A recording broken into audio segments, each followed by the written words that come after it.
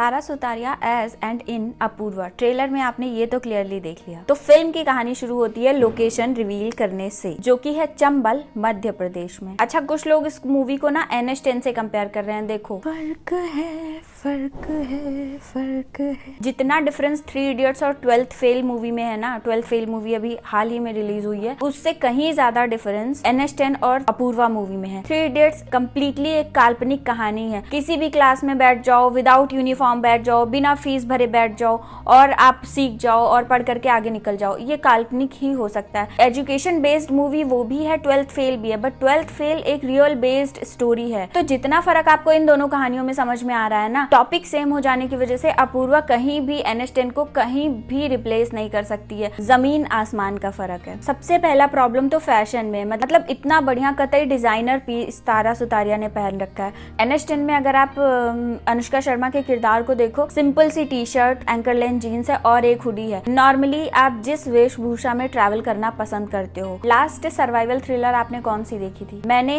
तो last latest जो survival thriller देखी थी वो थी ट्रैप्ड, राजकुमार राव की। जो सर्वाइवल थ्रिलर मूवीज होती है ना, उनको देख करके आपको ऐसा फील होना चाहिए कि जल्दी भैया निकलो इस चीज से, अबे पागल है क्या, अबे भाग, अबे भाग। आपको ऐसा फील होना चाहिए मूवी देखते हुए। वो फील इस मूवी में नहीं था। मासूमियत से भरी एक सिंपल सी लड़की को 4 गुंडे उठा करके ले जाते हैं। पॉइंट ये है कि गुंडे उस लड़की के लिए नहीं आए होते हैं, मतलब वो पर्पस उनका उस लड़की को ले जाना नहीं होता है। जिस तरह से ये सिचुएशन मैनिपुलेट होती है ना, वो सीन बहुत अच्छा है, वो बहुत जेन्युइन लगता है आपको। आप वहीं से इन्वेस्ट हो जाते हो मूवी में, मतलब आगे देखनी चाहिए। बट वहीं से सारा मुद्दा ही खत्म हो जाता है। I am telling you, actually movie वहीं तक अच्छी है। शुरू के 20-25 मिनट ही मूवी अच्छी है, जिसमें आपकी एक एक्सपेक्टेशन सेट हो जाती है कि पूरी मूवी अच्छी होगी। बट ट्रस्ट मी, बाकी की मूवी के साथ ऐसा बिल्कुल भी नहीं है। मुझे शार्प आईब्रो नहीं पसंद है, but I am trying to keep it like the look she has in the movie. Tara Sutaria की एक्टिंग अच्छी है, मतलब हो सकता है ये परफॉर्मेंस उनकी लाइफ की बेस्ट एक्टिंग हो सकती है, बट उनकी लाइफ की ये बेस्ट एक्टिंग है, ये इस मूवी के इस किरदार को जस्टिफाई नहीं करता है। इससे बेहतर राधिका आप्टे इस रोल को प्ले कर सकती थी। एटलीस्ट मेरे दिमाग में तो वो ही आ रही है। बहुत ही रॉ रोल के लिए ना she is the perfect one. अच्छा, अगर मैं इस लुक के लिए आई मेकअप की बात करूं तो she has very small eyes और बहुत कुछ मेकअप भी नहीं दिखा। आई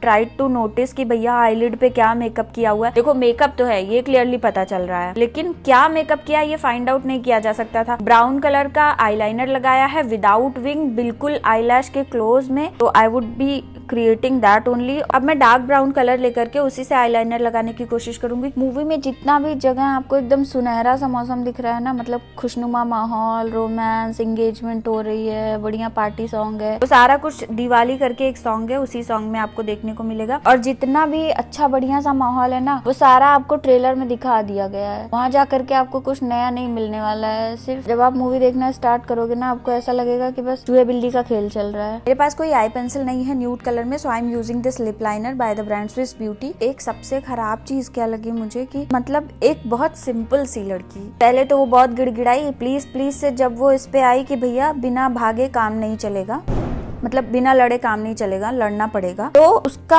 हृदय परिवर्तन हुआ और उस हृदय परिवर्तन के साथ ही ना पूरा किरदार ही परिवर्तित हो गया। ऐसा नहीं होता है, अचानक से एक सिंपल सी स्वीट सी लड़की रॉ की एजेंट बन गई। जो सेट फिल्म में दिखाया गया है वो किसी भूल भुलैया से कम नहीं है। जिस जगह उसको लेकर के गए हैं वो ऐसा बिहेव कर रही है कि 1 घंटे 2 घंटे के अंदर उसने पूरी लोकेशन पे GPS सेट कर दिया है। और जो लोग उसको वहाँ लेकर के गए हैं, जब वो गुंडे उसको किडनैप करके उस लोकेशन पे पहुंचते हैं, तो आपको देख करके वाइब आएगी मूवी में कि ये इनका अड्डा है, बहुत फ्रीक्वेंटली आते होंगे। बट तारा सुतारिया के अंदर का जब रॉ एजेंट जाग गया ना, तो उसने 2 घंटे के अंदर पूरा भूल भुलैया पता लगा लिया। किडनैपर्स कंफ्यूज हो रहे हैं, पर जो किडनैप हुआ है उसके लिए तो बड़ा फ्रेंडली सा मतलब लोकेशन हो गया है। उन्होंने वो किया है जो उनसे करने को कहा गया है। ठीक है, ये डायरेक्शन का प्रॉब्लम है थोड़ा सा। बहुत ही प्रॉपर ब्लश लगाया गया है और उनके ब्लश यहाँ चीक्स तक आता है। मेरे गाल चबी हैं, अगर मैं चीक्स तक लगाऊंगी तो मेरा फेस और ज्यादा चबी लगने लगेगा, इसलिए मैं थोड़ा सा इसको ऊपर की तरफ ले जा करके ब्लेंड कर रही हूँ। देखो आजकल जो मूवीज रिलीज हो रही है ना, उनसे तो बहुत अच्छी है, पर जिस तरह मूवी का पोस्टर है या डिज्नी हॉटस्टार पे जिस तरह आपको इसका सो कॉल्ड थंबनेल देखने को मिलेगा, आपकी एक्सपेक्टेशंस बहुत ज्यादा हो जाएंगी इस मूवी से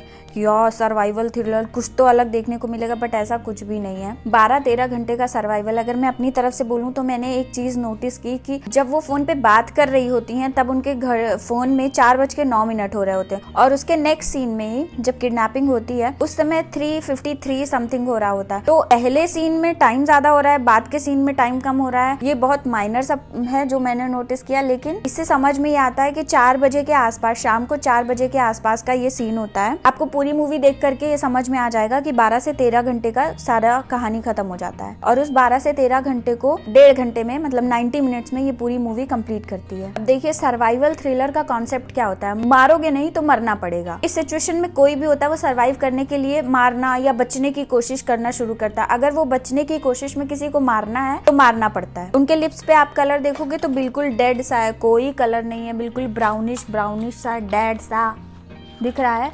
तो मेरे पास ये कुछ 2-3 कलर्स हैं जिसमें ये दोनों हैं जिसमें बिल्कुल डेड कलर है, कोई कलर नहीं समझ में आ रहा है। ये तो बहुत ज़्यादा ही ब्लैक हो जाएगा मेरे लिए, तो I will be putting this. Blush के अलावा कहीं कलर ही नहीं समझ में आता है। वो पीचिश सा ब्लश दिखता है बट सूट को बहुत अच्छे से कॉम्प्लीमेंट कर रहा है। क्लाइमेक्स में कहीं कुछ नहीं दिख रहा, उसके बाद अचानक से सब कुछ दिखने लगता है। मतलब जो सर्वाइवल थ्रिलर्स होती हैं, ऐसा नहीं होता है कि कैरेक्टर जंगल में खोया हुआ है और जंगल से उसको अचानक से पब्लिक प्लेस दिख जाता है। कुछ स्प्लिट ऑडियो का इस्तेमाल होता है, पब्लिक है या रोड है, इसका पहले उसको आवाज के थ्रू पता चलता है कि कहीं पे गाड़ी जाने की आवाज आ रही है या कोई लाइट दिखती है। लाइट को सिनेमा में होप से सिंबलाइज किया जाता है कि बहुत कोई फंसा हुआ था कहीं पे और अब उसको दूर एक लाइट दिखती है, अब उसको बाहर निकलने का रास्ता मिल जाएगा। ऐसा कुछ इंटेंस सीन के साथ बहुत रिवील नहीं किया गया है। अचानक से जो क्लाइमैक्स दिखाया है वो क्राइम सीन से वो किस तरह निकल जाती है, इस चीज को बिल्कुल कनेक्ट ही नहीं कर पाए हैं। मेरी तरफ से मूवी को मिलेंगे 5 में से 3 स्टार्स। 1 स्टार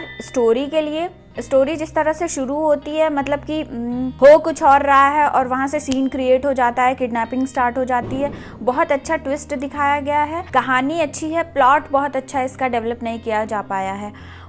थोड़ा सा और हॉरर, थोड़ा सस्पेंस, थोड़े से और ट्विस्ट एंड टर्न्स डाले जा सकते थे तो इसकी कहानी और बेहतरीन तरीके से निकल के आती। 1 स्टार मिलेंगे मूवी को शॉर्ट रखने के लिए। बॉलीवुड फिल्म या हिंदी फिल्म का मतलब ही है 2 घंटे 45 मिनट, 2 घंटे 5 मिनट, 2 घंटे से नीचे तो आप सोच भी नहीं सकते हो।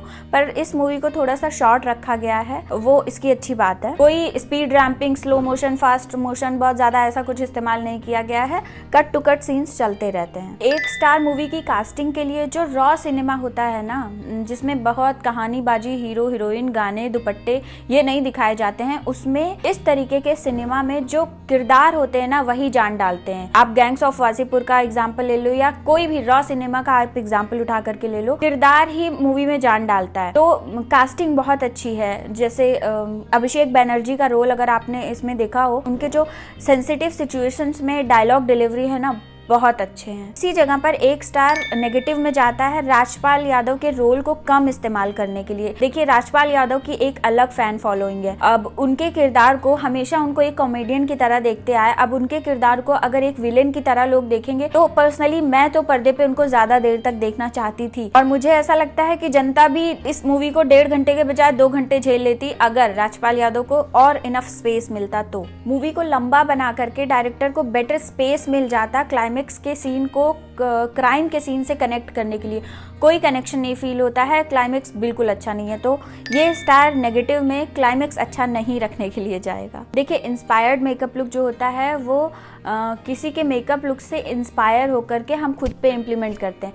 अब उसमें जैसा मेरा फेस शेप होता है मैं उसके अकॉर्डिंग थोड़े से ट्विस्ट एंड टर्न्स डाल देती हूँ मेकअप में। लेट मी नो आपको ये मेकअप लुक कैसा लगा। अगर मूवी आपने देख ली है तो मुझे कमेंट सेक्शन में जरूर बताइए कि आपका क्या ओपिनियन है इस मूवी को लेकर के। अगर आपने नहीं देखी है तो डिज्नी हॉटस्टार पे सीधा होम डिलीवरी हुई है, आपको थिएटर जाने की जरूरत नहीं पड़ेगी। इसी के साथ मेरी ये वीडियो भी यहाँ पे खत्म होती है। मिलती हूँ आपसे अगली वीडियो में। Take care, bye bye.